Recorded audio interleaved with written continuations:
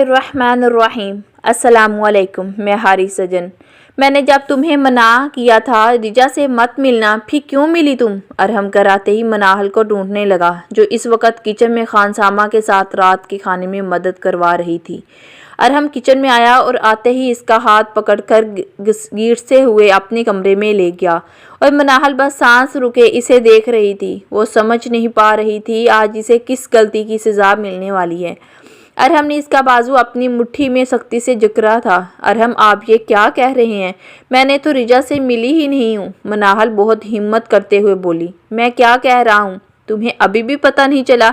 तुमने ही इसे बताया है हमारे निकाह के बारे में। अरहम घबराया था। नहीं अरहम, मैंने किसी को कुछ नहीं बताया और मेरी तो रिजा से इस दिन के बाद कभी मुलाकात ही नहीं हुई। मनाहल ने इसे अपनी सफाई पेश की।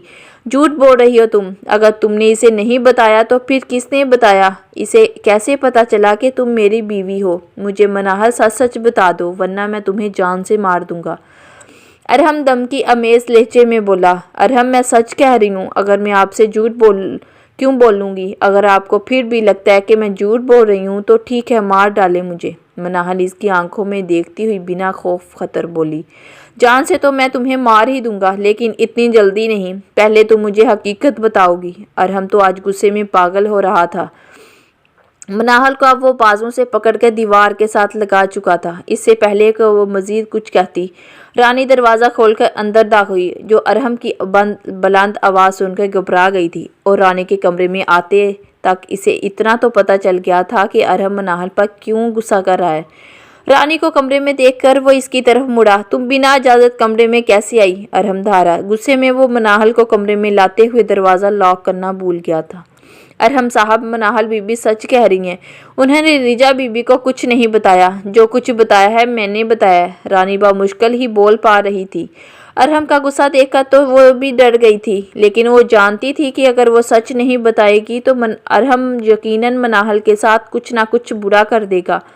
इसकी बात सुनकर तो अरहम एक पल के लिए बर्फ का बन गया। साहब, उन्होंने मुझसे खुद पूछा था तो ही मैंने इन्हें सच बताया। मैं नहीं जानती थी कि इन्हें ये बात नहीं पता। साहिब, सच में मनाहल बीबी का कोई कसूर नहीं है। वो तो इनसे मिली भी नहीं। रिजा बीबी आपकी और मनाहल बीबी की शादी की खबर सुनते ही वहाँ से चली गई थी। रानी ने हिम्मत करते हुए तफसील बताई। रानी के इंकशाफ पर अरहम का गुस्सा एक शर्मिंदगी में बदल गया था। इसने एक नज़र मनाहल पर डाली, जो अब सहमी हुई खड़ी थी, और आंसू इसके रखसारों को भगू रहे थे।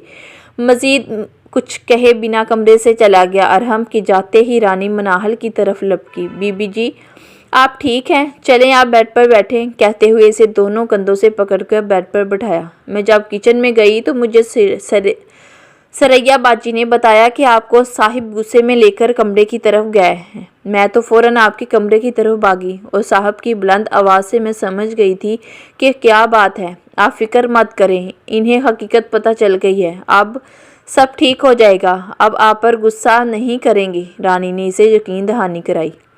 मनाहल ने इसकी बात का कोई जवाब नहीं दिया। आप आराम करें, मैं आपके लिए जूस बनाकर लाती।